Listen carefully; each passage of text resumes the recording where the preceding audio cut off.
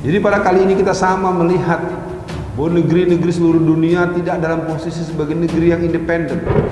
Semua ada dalam bayang-bayang Komite 300, bayang-bayang Zionis Internasional, Illuminati Bavarian, dan juga ada dalam bayang-bayang kelompok-kelompok La Ilmaniyah. Situasi terburuk di negeri kita sudah menunjukkan tanda-tandanya. Hasbunallah wa ni'mal wakil, ni'mal maula wa ni'man nasir, wa makaru wa makarallah wallahu khairul makirin. Kepada seluruh kaum muslimin di Indonesia, dimanapun bisa menyimak penyampaian ceramah ini, kita akan hadapi mereka. Bismillahirrahmanirrahim. Rindu surga.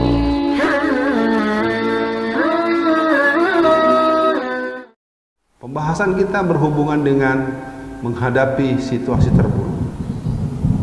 Pastinya kita ingin mengingatkan bagaimana watak orang-orang kafir.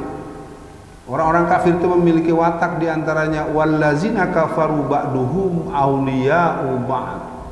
Orang-orang kafir itu bekerja sama untuk melindungi sesama mereka, untuk menghancurkan kita. Dan orang-orang kafir juga punya mentalitas sebagaimana diabadikan dalam surat Al-Baqarah ayat 120. A'udzubillahi minasyaitonir rajim. Walan tarda ankal yahudu walan nasara hatta tattabi'a millatahum.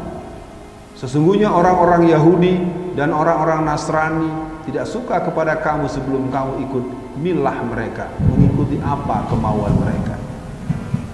Jadi pada kali ini kita sama melihat bahwa negeri-negeri seluruh dunia tidak dalam posisi sebagai negeri yang independen.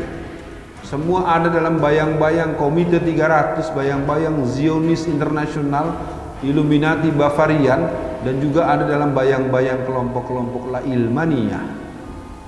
Keberadaan Freemasonry, keberadaan lembaga-lembaga yang sesungguhnya mereka lah yang mengatur dunia dengan cara-cara yang licik dan keji, telah membuat hampir semua negara dalam cengkraman mereka. Kita akan sampai kepada sebuah kesadaran betapa negeri Islam, dunia Islam dalam keadaan yang penuh dengan nestapa, luka lara, air mata dan darah. Kita tengok sejak diproklamasikannya negara Israel tahun 1949. Atas kelengahan dan kealpaan kita untuk menata kekuatan yang berwibawa, akibatnya Israel sebagai masyarakat keturunan kera yang kemudian mereka menjadi begitu sangat dikjaya atas kepemimpinan yang mereka lakukan dengan cara-cara yang sangat kejam. Perlakuan orang-orang Israel, Zionis Israel kepada kaum muslimin yang ada di Palestina, apakah yang ada di Gaza, apakah di Haifa, apakah di Ramallah atau dataran tinggi Golan dan seluruh jazirah Palestina, menjadi tekanan keras diantara dengan pembantaian dan pembunuhan yang sangat mengerikan. Mereka menginginkan untuk menghancurkan dan mengambil alih secara aneksasif yang namanya Masjidil Aqsa. Begitu pula kaum muslimin yang ada di berbagai belahan dunia yang lain. Nestapa yang mereka alami harus menjadi cermin buat kita. Bagaimana beratnya kaum muslimin Kashmir, yang mana mereka berhadapan dengan pemerintahan kejam dari pemerintahan Hindu yang ada di India. Bagaimana dengan kaum muslimin di Rohingya Myanmar, kaum muslimin Arakan yang mendapatkan tekanan dari orang-orang yang punya tingkat kekejaman dengan atas nama doktrin Buddha. Hal yang sama kita menengok saudara kita kaum muslimin yang ada di selatan Thailand, Patani dan Yala. Bagaimana kaum muslimin menghadapi keadaan yang begitu berat dan mengerikan, padahal pada waktu tertentu itu adalah tempat pusat kerajaan dan kekhilafahan Islam. Kita sama mendengar ada yang namanya Moro. Moro itulah tempat daerah kaum muslimin yang kemudian menjadi terambil alih oleh kekuatan politik. Nah, kalau kita terus meluas melihat, mempersoalkan, membaca sejarah, itu juga terjadi di berbagai tempat. Yang agak jauh sedikit dari negeri kita bernama Tajikistan Timur. Disitulah sebuah negeri yang tahun 1940-an jumlah penduduk mereka masih 13 juta orang. Untuk sebuah daerah teritorial tertentu yang bisa buat kita sebut sebagai sebuah daerah gubernuran, sekarang negeri itu tinggal hanya 4,6 juta saja penduduknya. Lebih dari separuh mereka dibunuh, mereka mengungsi, dan mereka mengalami penekanan yang sangat keras yang mereka dikenal dengan kaum muslimin Uighur di Xinjiang. Maukah kita belajar bahwa dulu-dulu pernah terjadi hal yang seperti itu? Yang terdekat kita bisa tengok apa yang dialami oleh Tibet, yang dialami oleh Angola, yang dialami oleh Zimbabwe, yang dialami oleh Timor Timur, yang dialami oleh banyak negeri-negeri yang konon tercatat 70 negara yang ada dalam cengkraman Cina. Hal ini harus direnungan kita. Maka judul pembahasan kita kali ini adalah menghadapi situasi terburuk. Kemungkinan antisipasi terhadap situasi terburuk. Maukah kita belajar daripada Angola, sebuah negara di Afrika yang per Januari tahun 2017 negara itu telah melarang penggunaan masjid untuk digunakan dalam bentuk kegiatan apapun juga. Padahal Angola 90% warganya muslim. Manakah mungkin negeri 90% muslim pemerintahnya berani melarang orang untuk menggunakan masjid sebagai tempat untuk sholat, untuk taklim. Kita juga merasakan di negeri ini di beberapa tempat bahkan ada yang terang-terangan melarang orang untuk azan, melarang orang untuk beribadah, dan itu dilakukan oleh orang-orang yang ada depan mata kita, di kampung kita, di Bekasi, daerah basis para pejuang dan para ulama. Kita juga mendengar di Sumatera Utara terjadi begitu, ada orang dipaksa untuk mengecilkan pengeras suaranya untuk azan. Bahkan ada di Jawa Tengah orang menegur orang untuk jangan keras-keras, malah ditangkap oleh aparat. Jadi kali ini perbincangan menjadi sangat penting diperdengarkan. Kita perlu mengantisipasi kemungkinan terburuk. Artinya apa? Bahwa gerakan kaum komunis PKI, kesungguhan aneksasi kaum Al-Harakatul Irtidad, kelompokan Syu'iyah, kelompok Syiah yang berkolaborasi dengan komunis, kelompok aliran-aliran sesat seperti Ahmadiyah dan lembaga-lembaga dakwah yang sebetulnya bukan untuk kepentingan Islam dan izul Islam wal muslimin. Maka dengan ini penyampaian ini menjadi bagian daripada upaya untuk menyadarkan kita sebagai deteksi dini, sebagai antisipasi, sebagai persiapan, dan sebagai bentuk-bentuk untuk menghadapi situasi itu dengan tetap adanya gelora perlawanan dan praktek perlawanan. Lalu apa yang harus kita lakukan? Yang pertama, kita harus melakukan pemahaman terhadap konstelasi dan geosituasional secara utuh. Kita harus bisa membaca mana kawan, mana lawan. Jangan terbalik-balik, jangan teman dijadikan musuh, musuh kita temani. Ini yang kelihatannya sering terjadi.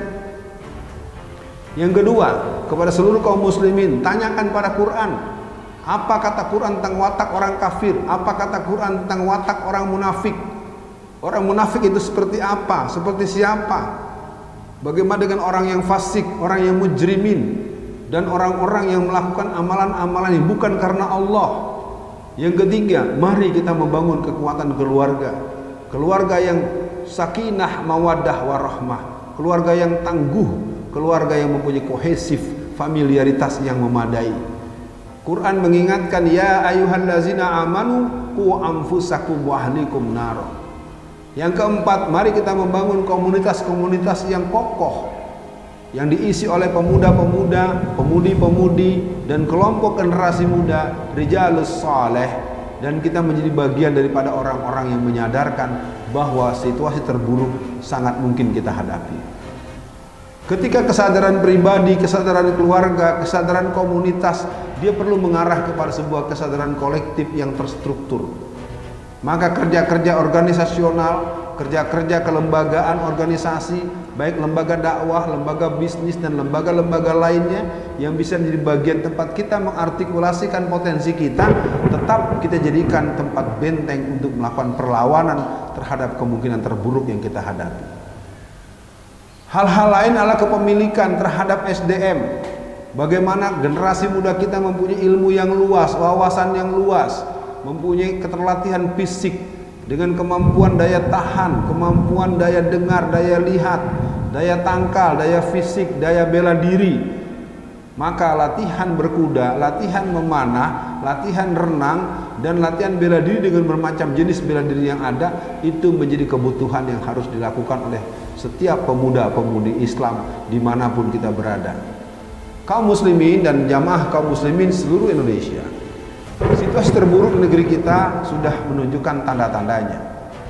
Kita tidak bisa memungkiri beberapa hari kemarin seorang ustadz di Pasuruan ditebas dengan samurai.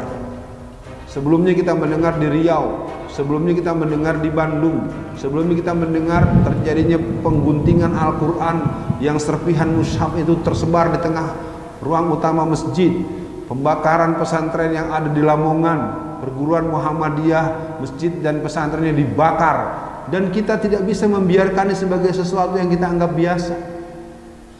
Kita sama membaca bagaimana ketika tahun 2017 Hizbut Tahrir dibubarkan. Pada tanggal 30 bulan Desember tahun 2020 FPI dibubarkan. Dan kita ingin mengingatkan kepada seluruh kaum muslimin, jangan pernah punya harapan apapun kepada musuh. Musuh tidak pernah akan mempunyai rasa welas asih kepada kita. Termasuk kita lihat satu fakta, dicaploknya sebuah partai yang cukup besar yang bernama Partai Demokrat. Kita secara kemusliman, secara aspirasi politik Islam, kita tidak ada urusan dengan itu. Tapi secara fakta di negeri ini, bagaimana mungkin sebuah kongres luar biasa KLB bisa dilakukan dengan hanya mendatangkan perwakilan yang hanya 7% saja dari 500-an perwakilan di tingkat kota dan kabupaten. Sementara di tingkat provinsi 0, tidak ada satupun yang ikut. Kita hanya ingin memberikan satu cermin, inilah yang sedang terjadi di negeri kita. Sama yang terjadi yang dialami oleh seorang Haris Pertama. Haris Pertama adalah nama seseorang yang dikenal sebagai ketua KNPI. Bagaimana seorang ketua bisa dipecat untuk sebuah pleno, padahal dia hanya punya satu tindakan, melaporkan seorang yang bernama Abu Janda. Inilah bentuk-bentuk aksi sepihak, bentuk-bentuk pengambilan keputusan semau gua, ugal-ugalan, dan menunjukkan adanya sesuatu di belakang sesuatu.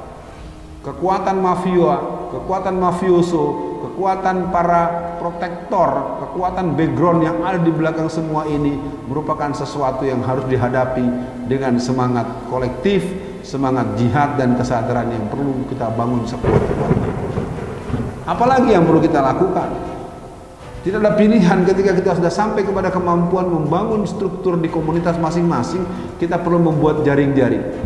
Paling tidak kita awal dengan jaring-jaring kesadaran kolektif yang tentu diawali dengan banyak mendekatkan diri kepada Allah. Yang kedua, kita perlu membuat komunitas-komunitas melalui medsos atau lembaga-lembaga komunikasi yang bisa kita buat semampu kita. Kita buatlah hal-hal yang tidak mudah untuk dilakukan proses yang berhubungan dengan penyadapan atau bentuk-bentuk yang membuat kita terkena dengan undang-undang yang dibuat katanya akan direvisi, tapi semakin kejam saja kelakuan mereka kepada orang-orang yang dianggap berseberangan dengan kehendak politik mereka. Kemungkinan terburuk yang akan kita hadapi tidak bisa kita anggap sepele, karena keadaan demi keadaan berjalan tanpa ada pembelaan. Apa penjelasan kita ketika lebih dari 300 tokoh-tokoh kita mati dengan sebab-sebab yang selalu dialamatkan kepada yang namanya COVID-19? Terlalu banyak kasus-kasus yang mempertontonkan bahwa kita sedang berada pada satu zaman yang tidak memiliki rasa aman dan nyaman buat rakyat sendiri. Artinya apa? Menghadapi situasi terburuk, maka hubungan kita kepada Allah harus kita perkuat, dan kita berusaha mendapatkan informasi yang akurat, yang mutakhir, yang valid. Jangan mau dibohongi oleh media mainstream. Mereka terlalu sering berbohong dengan kebohongan-kebohongan yang menjijikkan. Artinya apa para masyarakat kaum muslimin? Menghadapi situasi terburuk, hubungan dengan Allah harus kita buat semakin kuat dan mesra.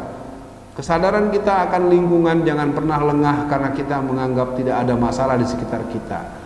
Yang ketiga, kita terus melakukan penguatan karakter, peningkatan kualitas, peningkatan kapasitas, dan terus meningkatkan kemampuan dengan pembaharuan hubungan-hubungan yang harmonis secara ilahiyat maupun secara insaniah. Yang lainnya, kohesif kekeluargaan dibangun betul, dikokohkan betul, dan hal-hal lain kita terus akan melakukan penataan tanzimiat terhadap organisasi yang kita kelola. Kepada Allah kita menyerahkan segala urusan, dan pada titik tertentu kita akan hadapi musuh-musuh itu dengan semangat. Tidak ada kata mundur ketika layar terkembang pantang surut ke belakang. Kesimpulan terakhir kepada seluruh kaum muslimin, kemungkinan terburuk itu adalah mungkin. Kita tidak boleh memandang remeh bagaimana masyarakat Tibet yang membiarkan pekerja-pekerja asing dari Cina yang ternyata dalam kurun tertentu mereka beralih menggunakan dan membuka baju mereka, dan mereka mengangkat senjata yang sudah mereka masukkan secara berkala di negeri itu. Sesungguhnya tanda-tanda ini ada di Indonesia, tetapi kita tidak boleh mempertanyakan. Kita disuruh mengkritik, baru nanya saja ditangkap. Kita disuruh mendemo, baru demo saja mobil komandonya ditangkap, diambil, disita. Jadi kita mengalami satu tindakan-tindakan yang ambigu, yang tidak mempertontonkan kesungguhan untuk membuat negara ini tenang dan aman. Masyarakatnya percaya dengan rezim yang berkuasa. Tidak, kita tidak bisa percaya terhadap kebohongan-kebohongan yang diulang-ulang. Dan ini merupakan bagian daripada beratnya kita menghadapi negeri ini, dan kita akan menghadapi situasi terburuk yang kita akan tetap ada pada di benteng pertahanan dan perlawanan kita. Kepada Allah kita menyerahkan segala urusan. Hasbunallah wa ni'mal wakil, ni'mal maula wa ni'man nasir, wa ma karu wa ma karallahu wallahu khairul makirin. Kepada seluruh kaum muslimin di Indonesia, dimanapun bisa menyimak penyampaian ceramah ini, kita akan hadapi mereka dengan bimbingan Allah dan Rasulnya. Insya Allah, dengan izin Allah Subhanahu Wa Taala, mereka punya rencana, Allah punya rencana. Kita ada di barisan Allah, Hizbullah, yang pasti akan menghancurkan Hizbus Syaitan. Bismillahirrahmanirrahim. Rindu surga.